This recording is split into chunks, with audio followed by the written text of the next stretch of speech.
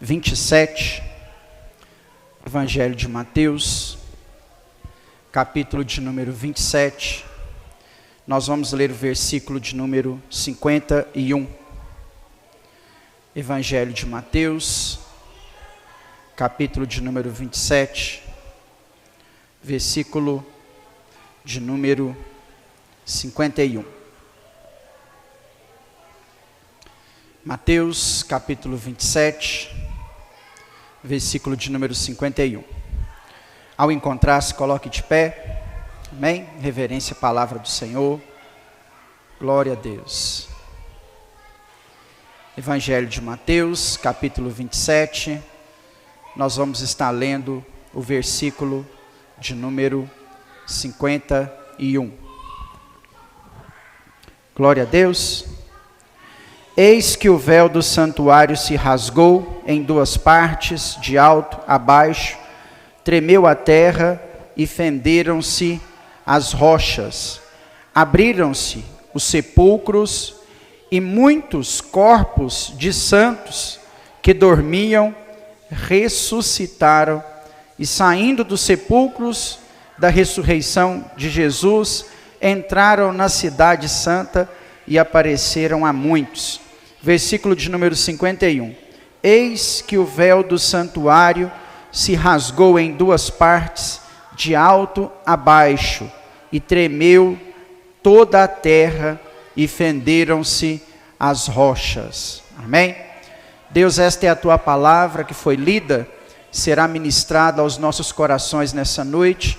Eu rogo ao Senhor para que através dela nós possamos experimentar, nós possamos desfrutar do agir sobrenatural do Senhor sobre a vida da sua igreja, que nós possamos, ó Pai, em nome de Jesus, nessa noite de ceia do Senhor, sair daqui tendo a certeza de que a tua palavra nos alcançou, de que a tua palavra, Pai, frutificou sobre os nossos corações, em nome de Jesus. Amém, amém.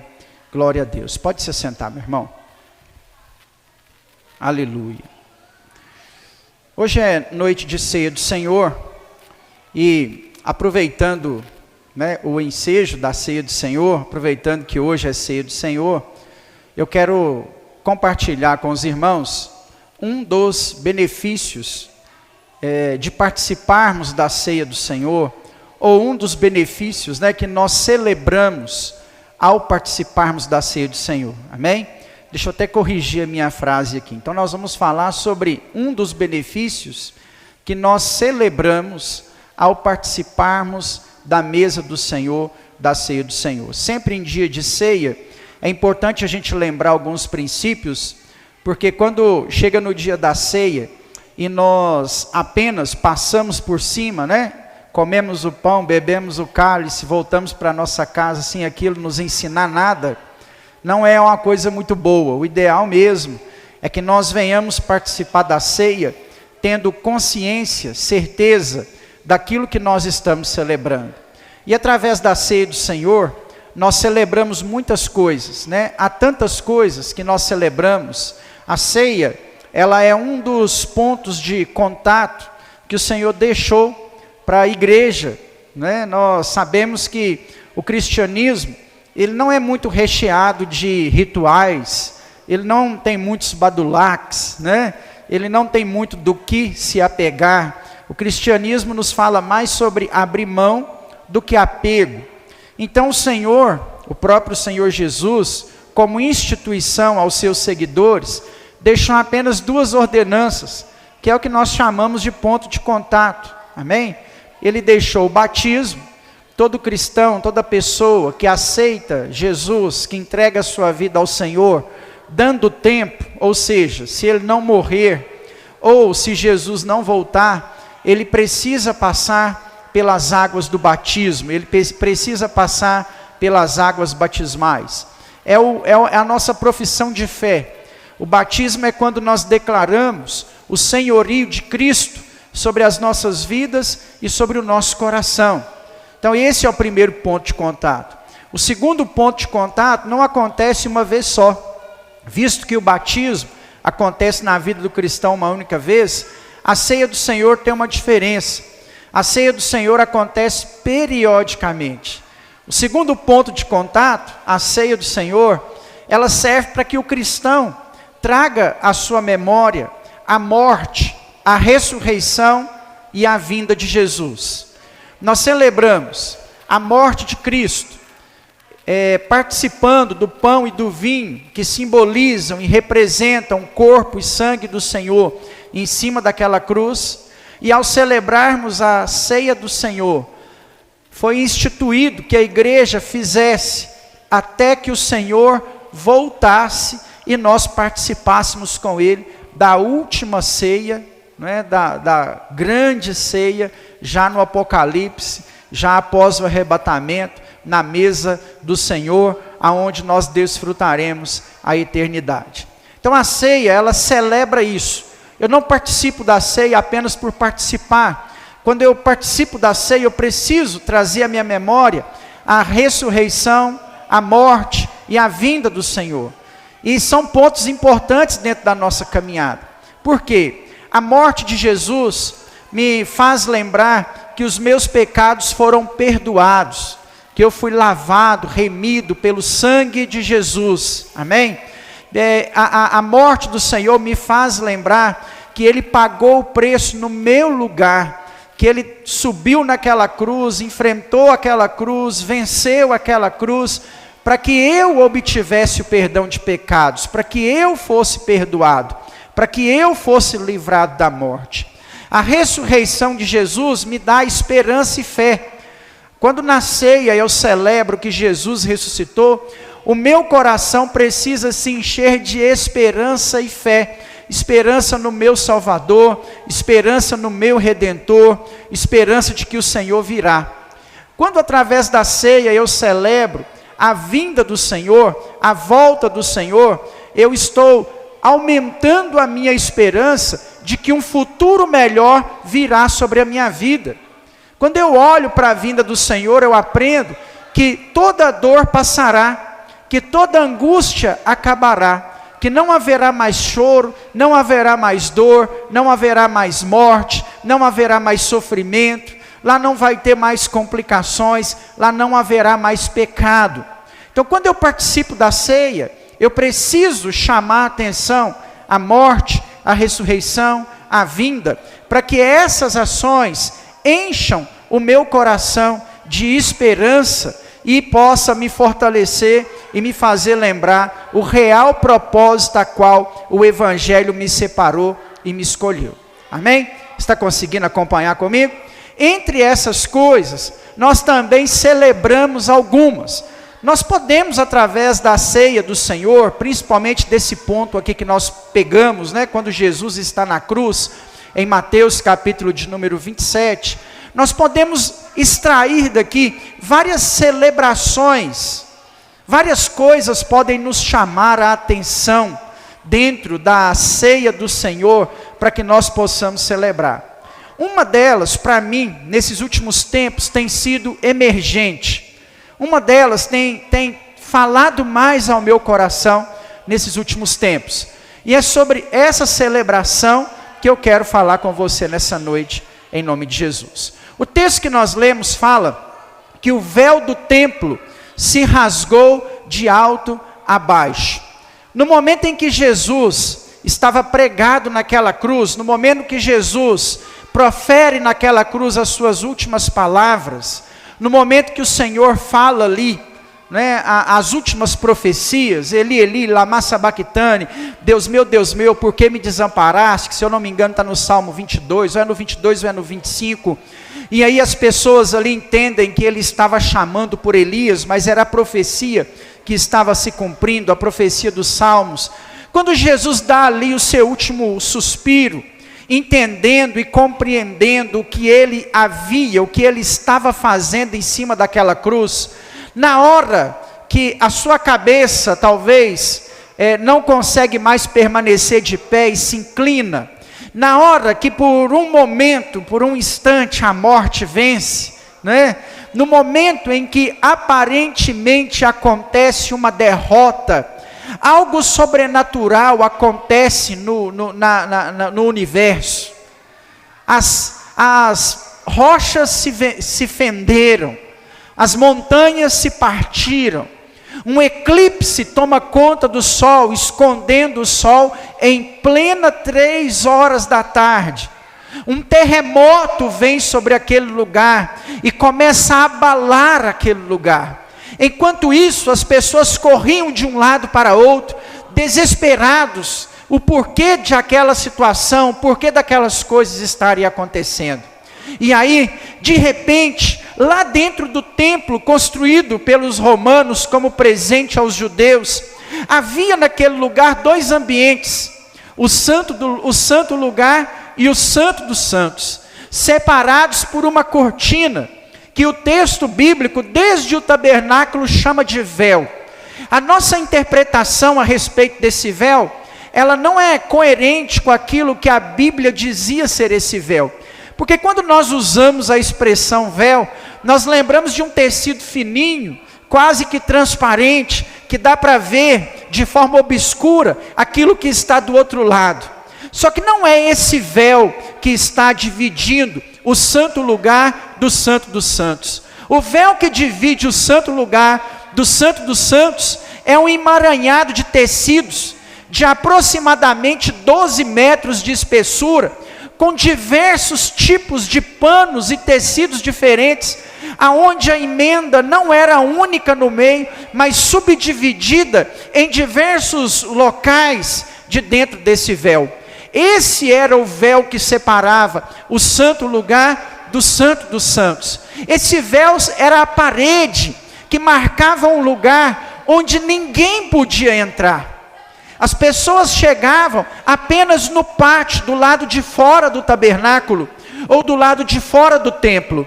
Quando alguém entrava com mais frequência dentro do templo, ele entrava no santo lugar, mas não se achegava ao santíssimo lugar.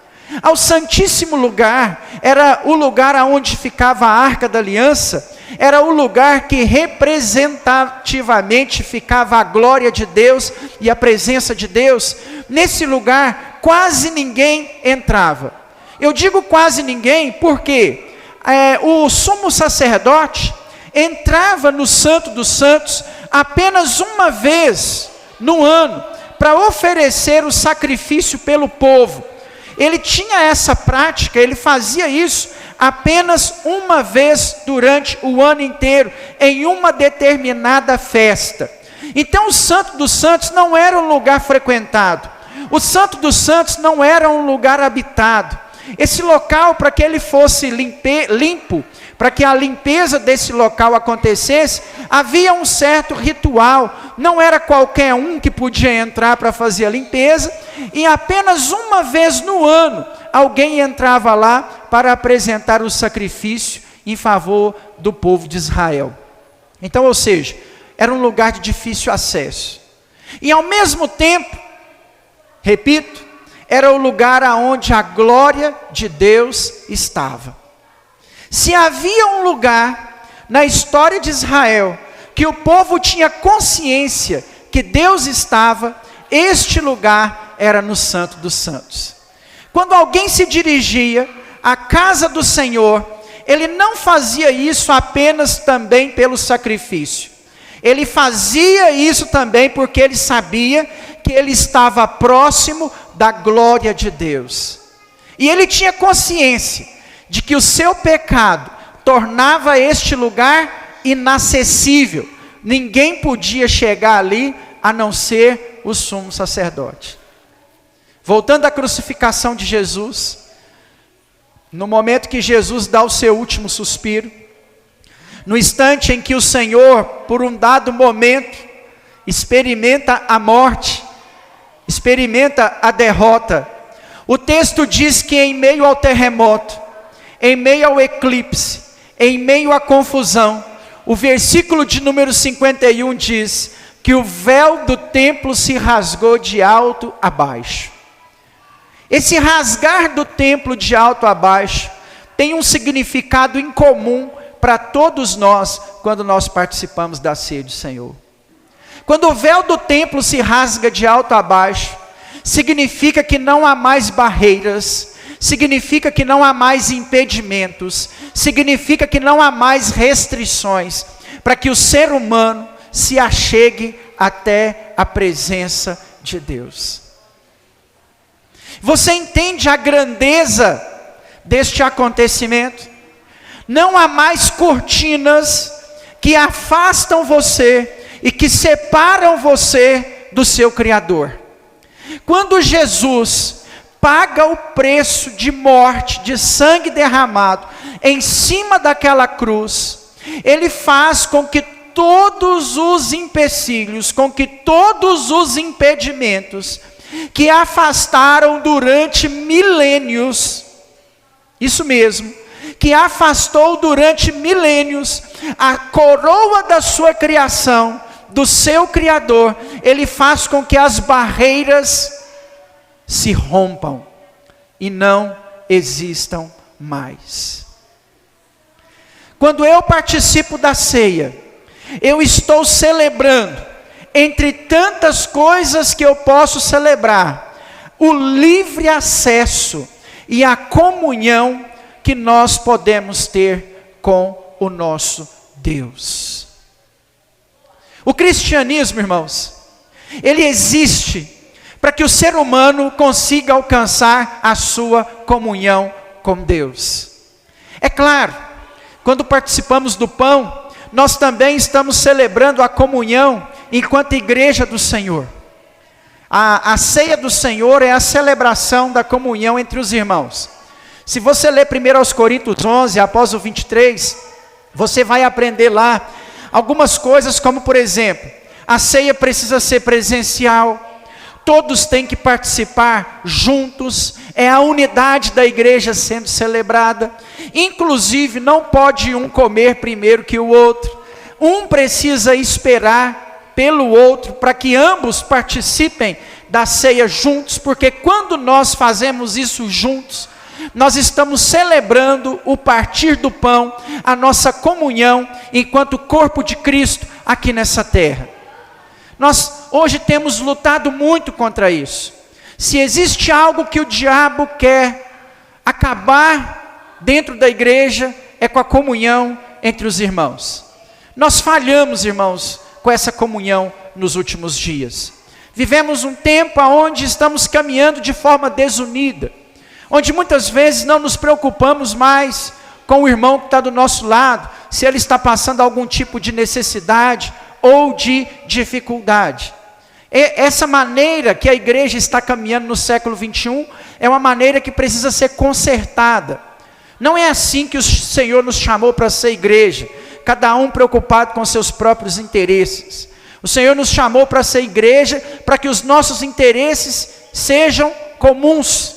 Amém? Para que nós venhamos lutar e batalhar a favor das mesmas coisas. E quando nós participamos da ceia do Senhor, esta não é a única celebração de comunhão que nós estamos realizando. Eu considero até que há uma celebração de comunhão maior do que essa, quando nós participamos da ceia, que é o fato de termos comunhão com Deus. Quem pode ter comunhão com Deus através da ceia do Senhor? Primeiramente, quem tem compromisso com Ele, quem colocou aliança no dedo, quem firmou com Ele um pacto pelas águas do batismo, quem confessa, quem professa que Jesus Cristo é o Senhor. Quem pode participar da ceia do Senhor e celebrar a comunhão com Deus?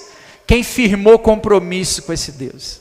Quem um dia falou para esse Deus assim: eu te recebo como meu único e suficiente Salvador, e declaro isso diante da sociedade, em nome do Pai, do Filho e do Espírito Santo de Deus. A partir do momento que nós passamos pelas águas do batismo, nós temos o privilégio de celebrarmos juntos a nossa comunhão com o Pai. Agora, quantas vezes nós temos celebrado uma comunhão que nós não estamos tendo? A partir do momento que a ceia se torna um ritual no nosso meio, e nós praticamos esse ritual apenas por praticar, sem entender as suas, não apenas a que eu estou falando hoje, mas as suas celebrações, isso aí acaba perdendo o seu valor. Nessa noite eu quero chamar a sua atenção para que esta celebração de comunhão possa a partir de hoje ser algo presente sobre a sua vida e sobre o seu coração. Meu irmão, acorda, desperta. Deus quer ter comunhão com você. Meu irmão, não existem mais barreiras. Não crie barreiras. Não coloque empecilhos. Não crie dificuldades. Porque não existem mais dificuldades que nos separam da comunhão plena e objetiva com o nosso Criador. O relacionamento com Deus é algo muito simples. Ele quer te visitar, Ele quer te usar, e você precisa apenas abrir o seu coração. É noite de ceia do Senhor, e que em noite de ceia do Senhor, nós possamos abrir o nosso coração nessa noite. O meu convite para você nessa noite, se nada desta mensagem ficar no seu coração, que apenas isso permaneça, que você possa abrir o seu coração para ter comunhão com Deus. Abra o seu coração, é só isso que você precisa. Abra o seu coração. Pastor, como que eu abro o meu coração para Deus? Um bom início é se arrependendo dos seus pecados. Comunhão com Deus, meu irmão, não é sinônimo de perfeição. Não tem comunhão com Deus aqueles que se consideram perfeitos. Isso não é comunhão com Deus. Comunhão com Deus é para quem abre o coração. Porque a perfeição, se nós alcançarmos ela, está lá em Efésios capítulo de número 4, aquele que alcançar varonilidade perfeita, aquele que chegar a ser varão perfeito, né? Deus o tomará para si, Deus o livrará para ele. Se nós estamos aqui e o Senhor ainda não nos levou, é porque nós ainda não alcançamos a perfeição diante da sua gloriosa presença. Comunhão com Deus, muito pelo contrário, é para imperfeitos, é para aqueles que se consideram pecadores e carentes da glória do Senhor sobre a vida deles. Por isso que eu preciso apenas abrir o meu coração. Abre o seu coração. Talvez a religiosidade tenha colocado empecilhos dentro da sua vida, impedindo o Espírito Santo de entrar e encher o seu coração na presença dele. Hoje eu quero que você rasgue o véu da religiosidade. Para com esse negócio de isso Deus não pode fazer. Para com esse negócio de Deus não vai me tocar. Para com esse negócio de Deus não está na igreja. Para com isso, sabe por quê? Joel 2,28 diz que o Espírito Santo de Deus foi derramado sobre toda a carne. É a dispensação do Espírito Santo de Deus. Você querendo ou não, você achando bom ou não, você entendendo isso ou não, Deus está aqui nessa noite e Ele quer encher o seu coração. E Ele não foi embora por causa do seu pecado. Ele quer perdoar você do seu pecado. Ele não foi embora porque você está passando dificuldade. Ele quer estender as mãos para você no meio da sua dificuldade. Ele está aqui e Ele quer ter comunhão com você. E a comunhão que Deus quer ter com você vai além de qualquer coisa material ou física que este mundo pode te dar. A comunhão que Deus quer ter com você é o toque fortalecedor do Espírito Santo de Deus sobre a sua vida. Meu irmão, é para o nosso tempo. Nós não precisamos de teologia, nós não precisamos de muita sabedoria, nós não precisamos de estratégias, nós não precisamos de projetos, nós não precisamos saber como, nós precisamos da ação do Espírito Santo de Deus, porque cheios do Espírito Santo de Deus, nós saberemos o que fazer, nós saberemos o que falar, nós saberemos como pregar, como evangelizar, como adorar, como louvar, como bendizer, como engrandecer o nome do nosso Deus. É essa comunhão que eu quero falar para você nessa noite, que Deus quer ter com você. Ele quer que você abra o seu coração para que você seja cheio dele. Rasgue os véus da religiosidade. Rasgue os véus daqueles conceitos religiosos, daqueles preconceitos religiosos já estabelecidos no seu coração, e deixa Deus te visitar. Muitos de nós ainda não fomos visitados pelo poder do Espírito Santo de Deus, porque nos tornamos religiosos demais, críticos demais, observadores demais. Deus quer que você observe menos e tenha mais comunhão com Ele.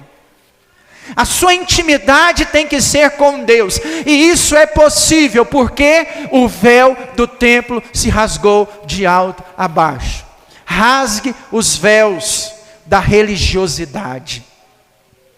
Rasgue os véus do disse-me-disse. Para de acreditar em tudo que as pessoas estão falando para você sobre religião e comece a acreditar na Bíblia. O inimigo tem usado o disse-me-disse. O inimigo tem usado as falas de pessoas que estão ao nosso lado para impedir a nossa comunhão com Deus. Tem muita gente fria porque está dando ouvidos a quem é mais frio do que ele. Tem muita gente fraca espiritualmente porque está acreditando em verdades de pessoas que também são fracas. Na comunhão com Deus, nós não somos chamados para acreditar em pessoas. Nós somos chamados para acreditar na Bíblia, na palavra de Deus e em mais nada. O inimigo tem usado pessoas para esfriar o seu coração.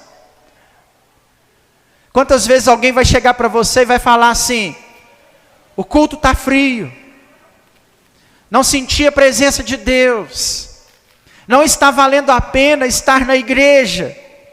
Repreenda isso em nome de Jesus, porque a comunhão com Deus está além dessas coisas, está acima dessas coisas.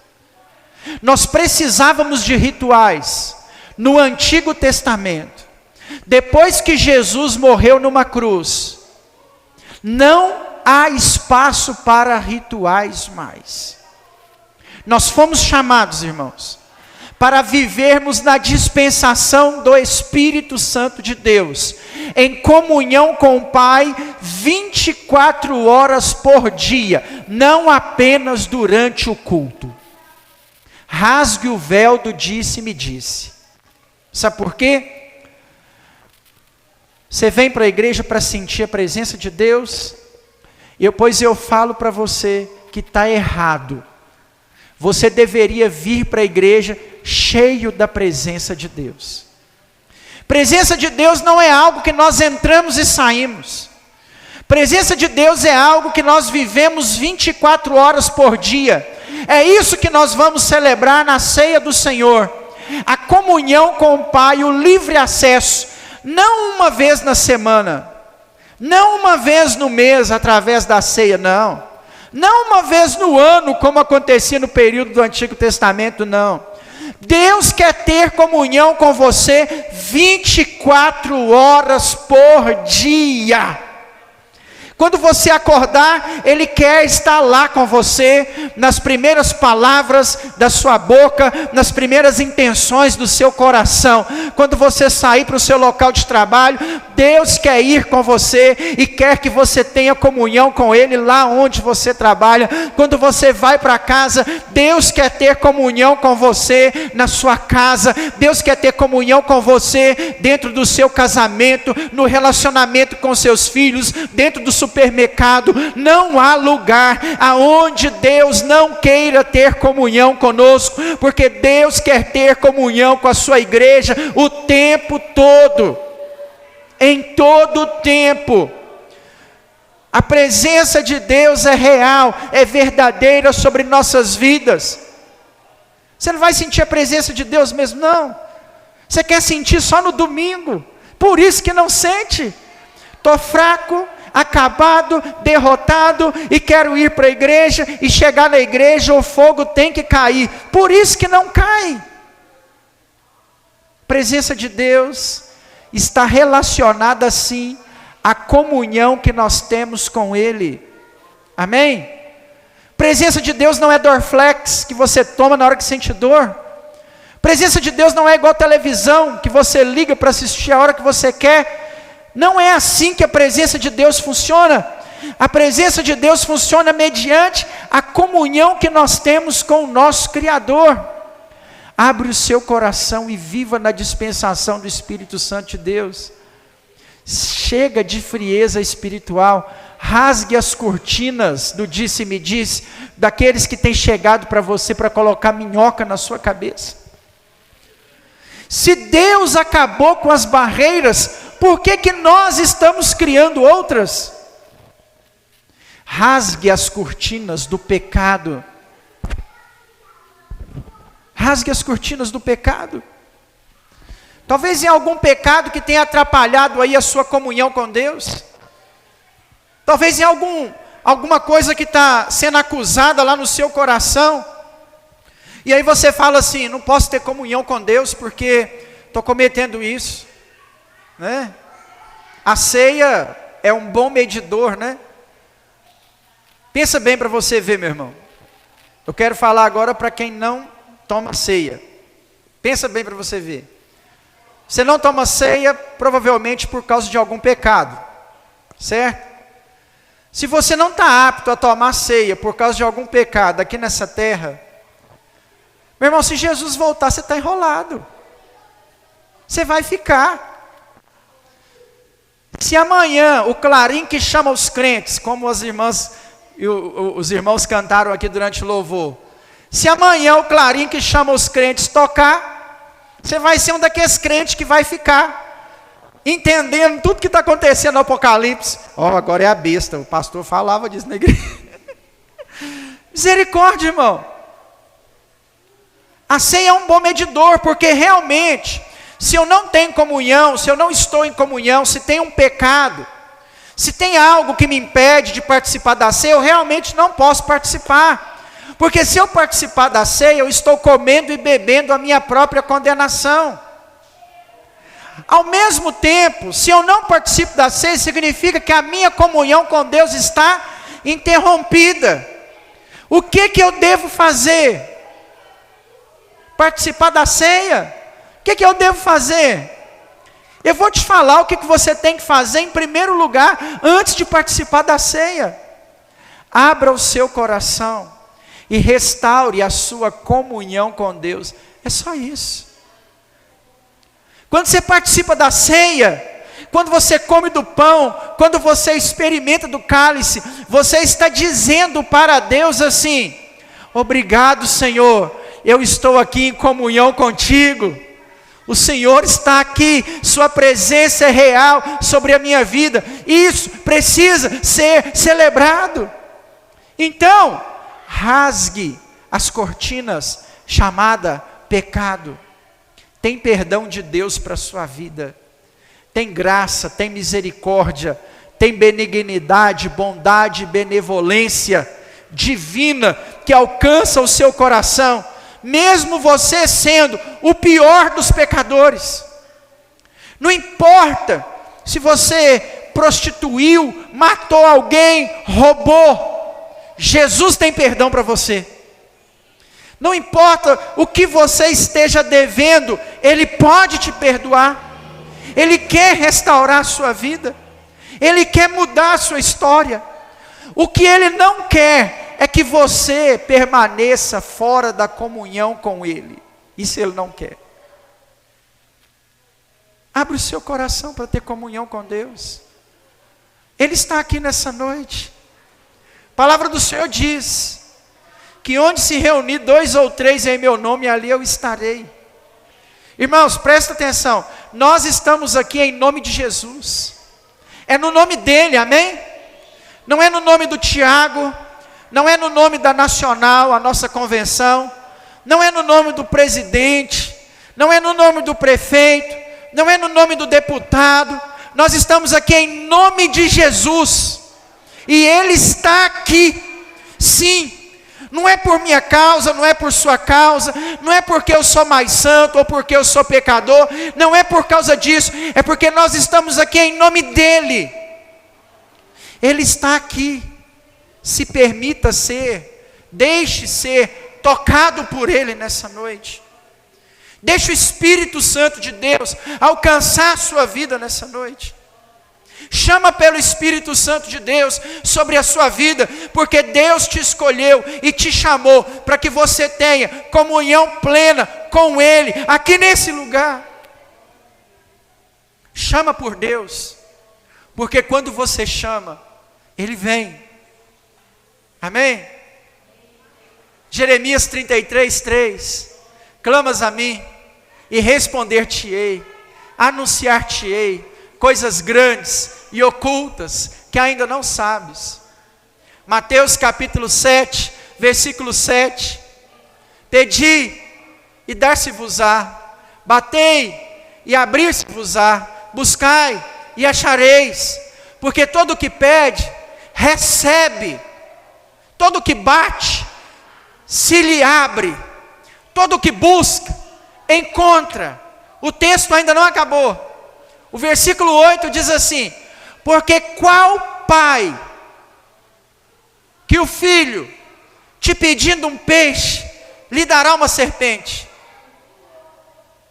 Quando você chama, quando você pede, para que o Espírito Santo de Deus venha, o Pai envia. Não é porque você merece, porque você nunca vai merecer. É porque o véu do templo se rasgou de alto a baixo. Deus saiu de trás das cortinas e quer tocar o seu coração. Aleluia. É isso que faz Ele vir. Não é porque a igreja pagou um preço no jejum e oração. Ela até precisa fazer isso. Não é porque a igreja é melhor do que a outra. Não é isso. É porque Jesus morreu numa cruz, no nosso lugar, e o véu do templo se rasgou de alto a baixo. É por isso que Ele está aqui. Ele está aqui mesmo. Seja tocado por esse Deus, porque Ele está aqui. Eu não estou brincando com você. Eu não estou fazendo para você uma falsa promessa. Eu não estou te iludindo. O que acontece são as barreiras que nós criamos. Mas pode ter certeza, rasgue essas barreiras, porque Ele está aqui. Talvez você entrou com o coração quebrado, dilacerado. Talvez você entrou desanimado. Talvez você entrou desacreditado, depressivo, pensando em desistir. Ele está aqui para te fortalecer nessa noite. Talvez você entrou aqui doente. Ele está aqui para te curar. Talvez você entrou aqui fraco. Ele está aqui para te fortalecer. Talvez você entrou aqui desanimado. Ele está aqui para ser a sua força. Porque é isso que a comunhão com Deus faz em nossas vidas e em nossos corações. Ele está aqui. E você pode sentir. Você pode sentir o agir dEle. Você pode sentir a presença dEle aqui. Não perca essa oportunidade, irmãos. Igreja Batista Nacional Atos. Urgente nós temos que parar de sair por essas portas sem sentir nada de Deus. É urgente. Começa a dar glória. Começa a glorificar. Começa a chamar por Ele. Comece a dizer: vem Jesus. Comece a clamar: vem Espírito Santo. Porque Ele quer ter comunhão com cada um de nós. Comece a chamar por Ele. Deixe a teologia para segunda-feira na escola de profetas.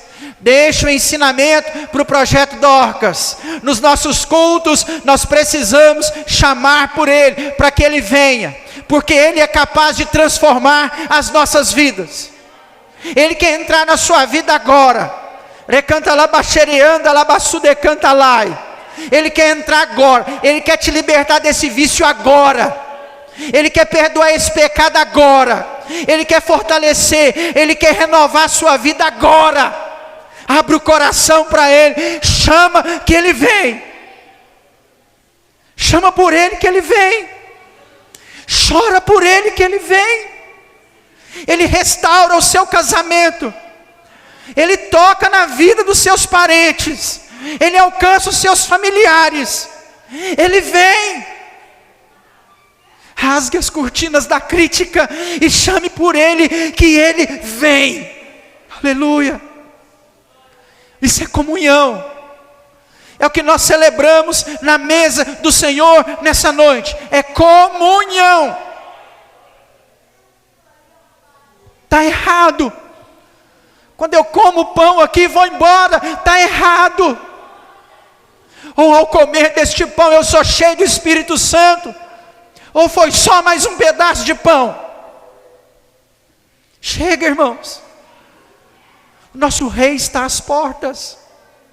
A fé de muitos se esfriaria, mas eu profetizo que a sua fé não. Deixe fria a fé do que está desviado lá e ore por misericórdia para que Deus o restaure ainda, antes de que ele volte. A fé fria não é dos que estão dentro da igreja, não, porque nós somos remanescentes. Não se iluda, as igrejas estão cheias, mas as que servem a Baal estão lotadas.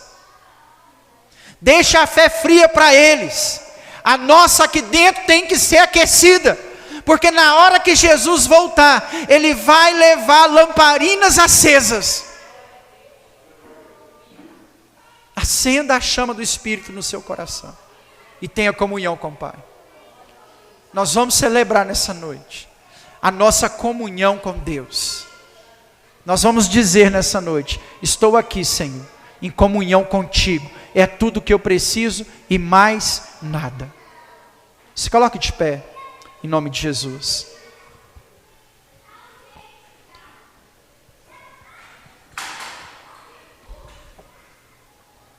Glória a Deus. Santo é o Senhor. Feche seus olhos. Curva a sua cabeça. Amém?